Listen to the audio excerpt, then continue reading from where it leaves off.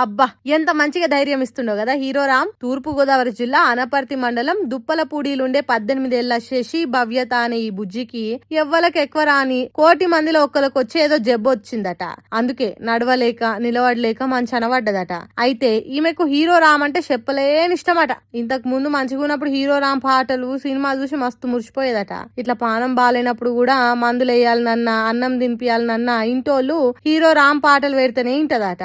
ఇక ఆయన పాటలు చూసుకుంటేనే బుక్కెడు తిని గోళీలు వేసుకుంటదట. ఎన్నటికైనా హీరో రామ్ ని చూడాలని మస్తు కాయిసట బుజ్జికి. ఈ ముచ్చట చిన్నగా మెల్లగా వైరల్ అయ్యి హీరో రామ్ దాకా పోయింది. దాంతోని ఎంబటి ఆయన ఆడికి ఆయన టీం తోని వీడియో కాల్ చేసి ఎట్లున్నావమ్మా బాగున్నావా అని మాట్లాడే వరకల్లా ఎప్పుడు టీవీలల్లా ఫోన్లలోనే కానొచ్చే ఫేవరెట్ హీరో గిట్లా ఫోన్ల కళ్ళ ముంగట్నే కానొచ్చుకుంటా ముద్దుగా ముచ్చట పెడుతుండే వరకల్లా చిన్న ఖుషిగాలే ఈమె. మరి ఎప్పుడొస్తావు సార్ అని అడిగితే నేను వస్తా గానీ నువ్వు తిండి సక్క తింటలేవట. అమ్మ చెప్పింది మంచిగా తిని మందులు వేసుకుంటేనే నేను వచ్చి నిన్ను కలుస్తా.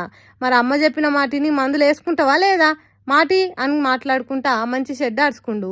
అంతేకాదు ఈమె మంచిగా అయ్యేదాకా దావకాన ఖర్చులు మందులకు అయ్యే పైసలు మొత్తం నేనే పెట్టుకుంటా.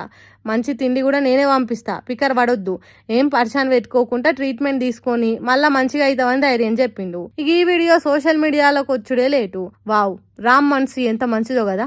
ఎంత ఓపికతోని ఆయనకున్న బిజీ షెడ్యూల్ ని కూడా పక్కన పెట్టి మరి అభిమాని కోసం టైం ఇచ్చిండు. ఆ బుజ్జి జల్దిన్న కోలుకొని అందరి లెక్కనే ఆడుతూ పాడుతూ కడమ జీవితాన్ని గడపాలి. హీరో రామ్ కూడా టైం చూసుకొని ఒకసారి కలవాలని కోరుకుంటుర్రు.